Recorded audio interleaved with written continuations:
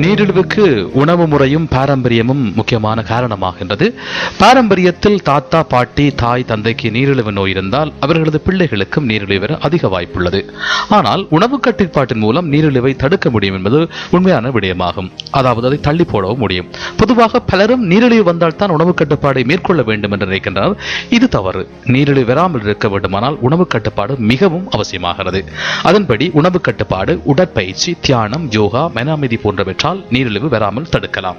முதலில் நாம் உண்ணும் உணவில் எல்லா விதமான சத்துக்களும் இருக்கும் வகையில் பார்த்துக் கொள்ள வேண்டும். முடிந்தவரை இனிப்பு வகைகளை தவிர்ப்பது நல்லது. அரிசி உணவை குறைத்து அதற்கு ஈடாக நார்ச்சத்து மிக்க காய்கறிகள், கீரைகளை, இனிப்புத்தன்மை குறைந்த பழங்களை நாம் உணவில் அதிகமாக சாப்பிட வேண்டும்.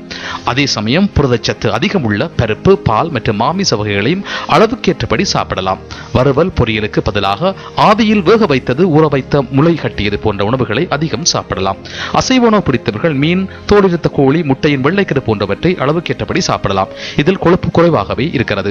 மேலும் ஒரு நபர் ஒரு நாளைக்கு குறைந்தது 1/2 லிட்டர் பால் வரை குடிக்கலாம். அதுவும் பாலை நன்கு காய்ச்சி குடிப்பது மிகவும் அவசியமாகிறது. எண்ணெயை தாளிப்பதற்கு மட்டுமே குறைந்த அளவில் பயன்படுத்துவது நல்லது. ஒவ்வொரு முறையும் ஒவ்வொரு விதமான எண்ணெயை சமையலுக்கு பயன்படுத்துவது மிகவும் நல்லது. வறுப்பதற்கும் பொரிப்பதற்கும் எண்ணெயை பயன்படுத்தக்கூடாது. குழந்தைகளுக்கும் தின்பண்டங்கள் அதிகம் கொடுக்காமல் காய்கறிகள், கீரைகள், பழங்கள், விதை வகைகள் போன்ற உணவுகளை கண்டிப்பாக சேர்த்துக் கொள்ள வேண்டும். அதேபோல் நடைப்பயிற்சி மிகவும் அவசியமாகிறது. மாடிப்படிகளில் ஏறி இறங்குவதும் மிகச்சிறந்த பயிற்சி தான். ஒரு நாளைக்கு ஒருவேளை தொடர்ந்து 30 நிமிடம் நடப்பதும், ஒருவேளைக்கு 15 நிமிடம் என 2 வேளை நடப்பதும் அவரவர் வசதியை பொறுத்தது. நீண்ட தூரம் நடக்க முடியாதவர்கள், அதாவது வீட்டை விட்டு வெளியே செல்ல முடியாதவர்கள், யோகா ஆசிரியரிடம் நடப்பதற்கான சில ஆசனங்கள் உள்ளன. அவற்றை வீட்டில் இருந்தபடியே செய்யலாம். தியானம், யோகா போன்றவை நமது ஆரோக்கியத்துக்கு மேலும் உறுதுணையாக அமைகிறது. மனதை அமைதியாக வைத்திருப்பதும் ஆரோக்கியமாக வைத்திருப்பதும் மிக நல்லது.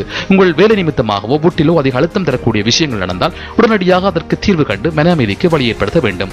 நிம்மதியான தூக்கமும் மிகவும் அவசியம். இரவில் 9 மணிக்குள்ளாக இரவு உணவு முடித்த பின்னர் அதன் பிறகு தொலைக்காட்சி பார்ப்பதை தவிர்த்துவிட்டு லேசான நடப்பயிற்சி மேற்கொண்ட பிறகு தூங்கச் செல்லலாம். இதனால் நிம்மதியான உறக்கம் உங்களை தழுவும் என்பதில் சந்தேகம் இல்லை.